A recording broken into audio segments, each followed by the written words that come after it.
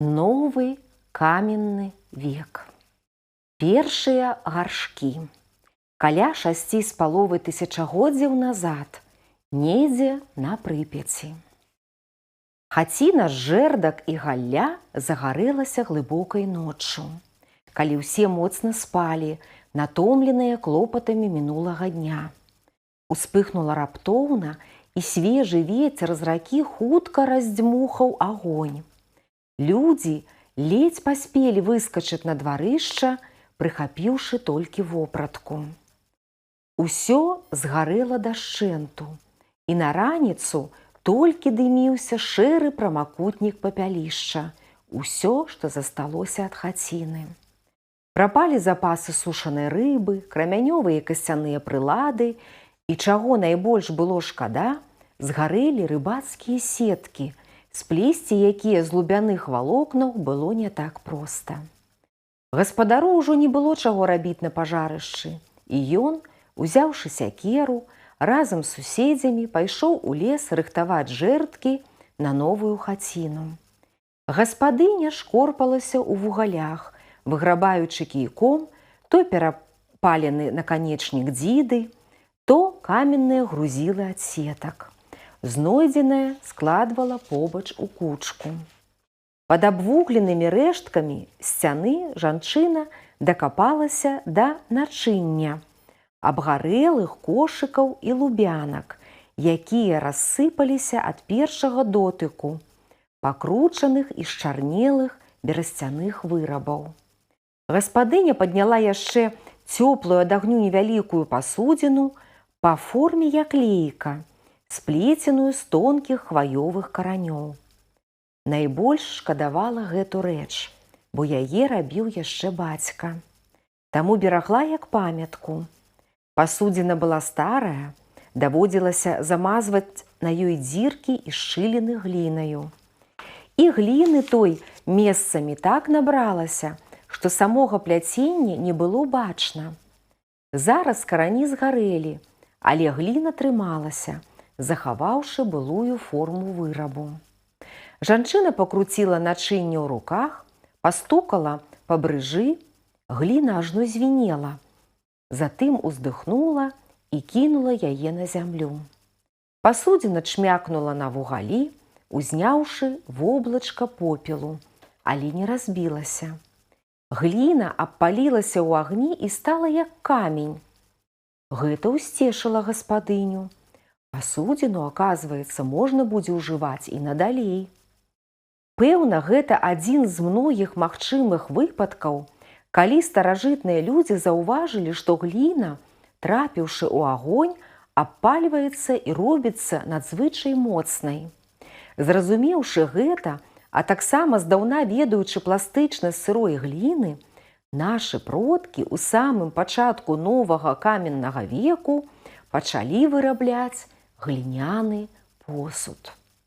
На кожнай неалітычнай стаянцы пры раскопках сустракаецца мноства гліняных чарапкоў, абломкаў посуду. Ганчарнае кола тады яшчэ не было вынайдзена, таму гаршкі ляпіліся ўручную. Выкапаную з зямлі гліну добра вымешвалі. Затым, каб будучы выраб не трэскаўся пры абпале, дабаўлялі ў яе траву, пясок, тоўчаныя ракавіны або кару дрэў. З такога падрыхтаванага глінянага цеста ляпілі стужкі, якія змацоўваліся краямі паміж сабой. Так фармавалася пасудзіна. Бугаркі і ўпадзінкі, якія на сценках заставаліся ад пальцаў, загладжваліся касцяной або каменнай пласцінкай. Затым паверхні посуду аздабляліся штампамі, арнаменцірамі. Узоры атрымоўваліся розныя. Пасачкі адбіткаў грэбня або насечак, ялінкі, лукаткі, ромбы. І амаль заўсёды пад самым брыжам наносіўся шэраг глыбокіх круглых ямачак. Некаторыя гаршкі арнаментаваліся так багата, што нагадваюць адмысловую вышыўку. Кожнае племя мела на гліняным посудзе свае характэрныя арнаменты, як, напрыклад, сучасныя народы на вопратцы або рушніках. Пасля арнаментавання гаршкі апальваліся на вогнішчы. Калі ж яны трэскаліся, то шнуркамі, прасунутымі праз свідраваныя адтуліны, звязваліся, браліся на шво. Пасудзіны ў неаліце ляпіліся разнастайныя, вялізныя, як цэбры, у іх захоўвалі прадукты, і меншыя, для гатавання стравы. Рабілі міскі для яды і кубкі для пітва. Былі пасудзіны з пукатымі бакамі і з вузкімі шыйкамі, і як разрэзаны гарбуз. Але ўсе яны без выключэння мелі вострыя дны, зрэдку закругленыя. Чаму? А таму, каб не куляліся на агнішчы, калі падгаралі дровы, каб лепш трымаліся ў зямлі, устаўленыя ў якое паглыбленне. Печак жа і дашчатых сталоў, для якіх патрэбен пласкадонны посуд, тады яшчэ не было. І плыве ён па хвалях. 6000 гадоў назад на возеры Мястра, што на Мядзельшчыне.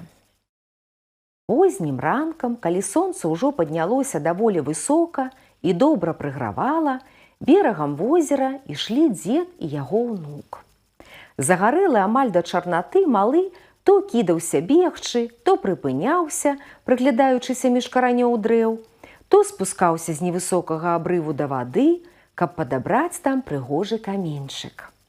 Дзед сунуўся ззаду, перастаўляючы босыя ступні па зляжалай ігліцы. Ён меў доўгія паношаныя штаны, белую сарочку, паверх якой была камізэлька з ласінай скуры, цёплая і новая, пашытая старэйшай унучкай, бо старому часам было халаднавата і летам. За спінаю ў старога вісела скураная торба. У левай руцэ ён нёс падвязаны на лубяной вяровачцы шчарбаты гліняны гаршчок з тлеючымі вугалямі. У правай кароткую дзіду. Глядзеў дзед, як перад ім нібыта спелы дзьмухавец мільгае белая галава ўнука, і час ад часу бурчэў: «Не адбягай, кажу, далёка, бо на мядзведзя ці рысь напорашся». Напамінак пра небяспеку суцішаў хлопчыка, і ён тады ціснуўся бліжэй да дзеда. Але ненадоўга.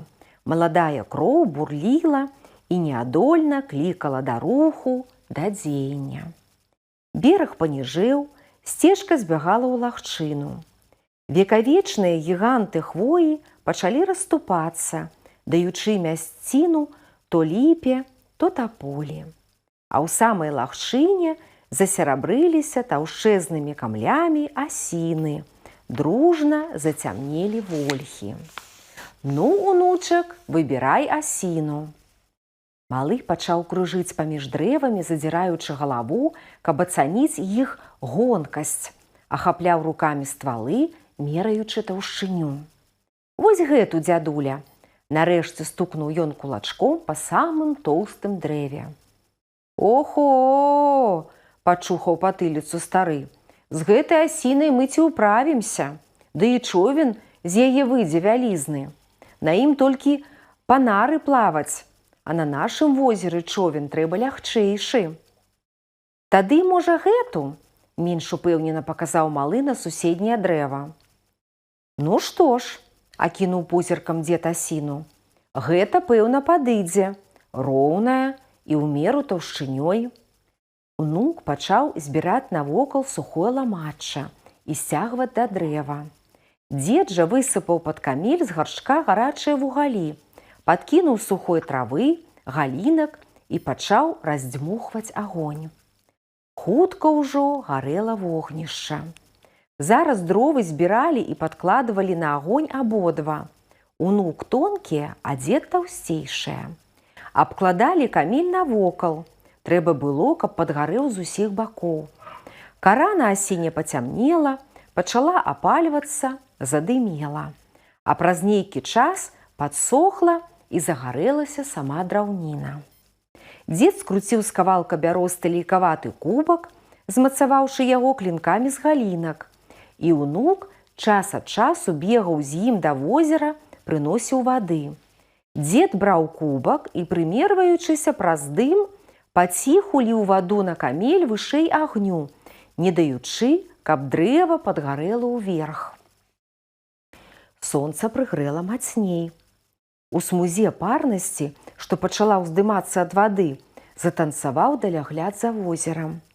У асляпляльнай нябеснай сіні нараджаліся ледзь улоўныя кволыя воблачкі і тут жа распускаліся, раставалі пад сонечнымі прамянямі.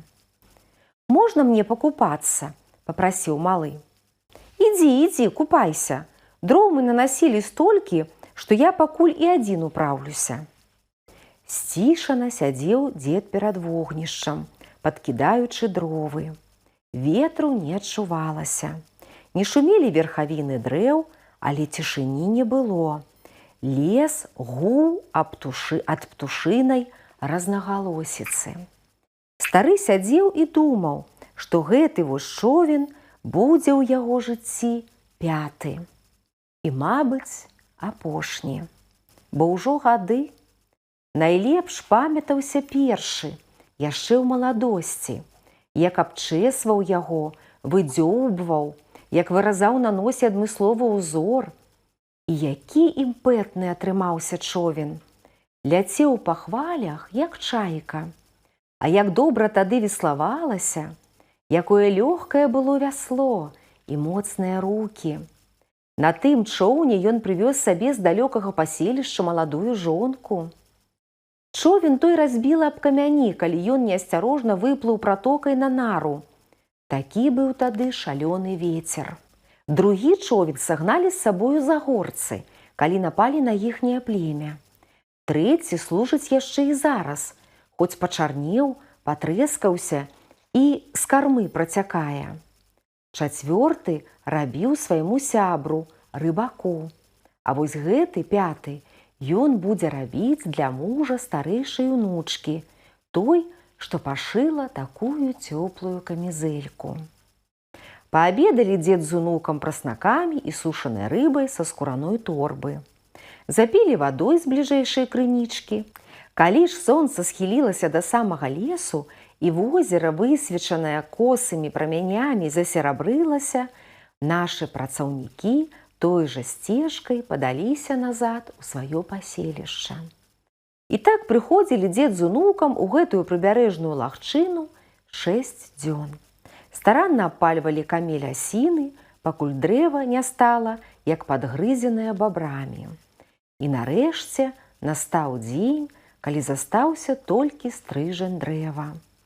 Дзьмуў даволі моцны ўсходні вецер, кожнае імгненне асіна магла абваліцца на зямлю. Дзед загадаў унуку трымацца зводдаль і не падыходзіць да небяспечнай мясціны. Сам жа варажыў каля вогнішча, падкладаў, дзе трэба, дровы, падгортваў вугалі. І нарэшце перад поўднем дзед гукнуў: «Сцеражыся!» Малы бачыў з суседняга ўзгорка, як верхавіна асіны спачатку хіснулася, затым стала паволі хіліцца. Набіраючы разгон і ламаючы галлё суседніх дрэў, асіна грымнула на азёрны бераг. Ажно ўздрыгнула пад нагамі зямля і пасыпалася ігліца. На хвіліну ў лесе заціх птушыны спеў, толькі недзе далёка адгукалася зязюля. Унук пабег у лагчыну, каб не прыціснула там дзеда. Стары заклапочана тупаў каля дрэва, аглядаючы, ці не дало дзе трэшчыну. А зараз, унучак, задамволена прамовіў дзед, адмерыў даўжыню будучага чоўна і зноў перапалім ствол. Затым сякерамі, абшчэпам зробім гладкім, атрымаецца цела чоўна. Але застанецца самае цяжкае – выбраць сярэдзіну. Дзён праз 7, калі скончылі перапальваць асіну, і з другога канца прыйшлі на дапамогу іншыя мужчыны. насеклі галля і шчыльна заклалі камель, схавалі ад сонца, каб дрэва ў цяні на азёрным ветрыку высохла, не патрэскаўшыся. У канцы лета прыйшлі зноў, усе з навостранымі каменнымі сякерамі. Кіраваў працаўнікамі ўсё той жа стары. Дружна застукалі сякеры.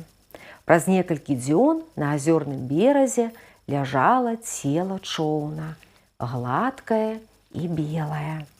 Дзед навыразаў роўных аднолькавай даўжыні калочкаў, затым крамянёвым свердлам пачаў выкручваць на баках нарыхтоўкі чоўна дзіркі. «Што ты робіш, дзядуля?» – жахнуўся ўнук. «Праз гэтыя ж дзіркі пацячэ вада». Дарослыя засмяяліся.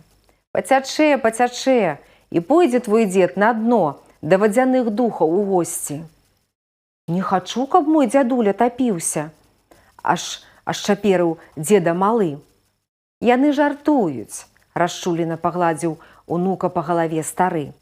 «Калочкі шчыльна загонім у дзіркі, і па іх будзем вызначаць таўшчыню бартоў чоўна. Пакажацца пад цяслой канец, хопіць вычэсваць». Зараз засмяяўся і хлопчык са сваёй някемлівасці і стаў падаваць дзеду калочкі. На роўна абчасанай верхняй плашчыні будучага чоўна дзед уздоўж краю правёў вугалем чорную рысу, вызначыў таўшчыню бартоў. Затым з бакоў пасталі маладзейшыя мужчыны, паплявалі на далоні, мацней абхапілі ручкі крамянёвых цёслаў і пачалі вычэсваць, выдзёўбваць сярэдзіну чоўна. Наступіла восень, зажаўцелі бярозы на азёрным беразе, зачырванелася лісце на асінах. Нізка над зямлёю пераляталі шпакі. Дзед маленькай вострай цяслой апошні раз прайшоўся па краях чоўна, выгладжваючы шурпатасці. Затым галавешкай намаляваў на носе даўбёнкі кола з крыжам у сярэдзіне, знак сонца, і мужчыны дружна пасунулі човен да вады. Напінаўся побач з імі і хлопчык. Нарэшце белы човен слізгануў па камянях і крануўся вады. Яшчэ намаганне, і ён загайдаўся на хвалях. Радасна закрычалі мужчыны, і, мусіць, больш за ўсіх радаваўся хлопчык. Ён жа таксама дапамагаў рабіць човен. Дзед пасадзіў у човен унука, сам сеў на карме і адштурхнуўся вяслом ад берага. Нос даўбёнкі лёгка рэзаў невысокія хвалі, кіраваўся на глыбіню. Хлопчык апусціў руку за борт і адчуў, як пераліваецца паміж пальцамі халаднаватая азёрная вада. Насупраць вялікага каменя на касе, дзе возера мела найбольшую глыбіню, якую нельга было змераць нават самай доўгай жардзінай, дзед перастаў веславаць. Ён дастаў з торбы нізку сушанай рыбы, прывязаў да яе камень і апусціў за борт. Нізка пачала хутка знікаць у глыбіні, і хлопчыку здалося, як быццам да рыбы кінуўся нейкі вялізны цень, і ўсё прапала, толькі забурліла вада. «Дзякуй табе, вадзяны дух!» – прашаптаў дзед, які таксама пільна ўзіраўся ў ваду.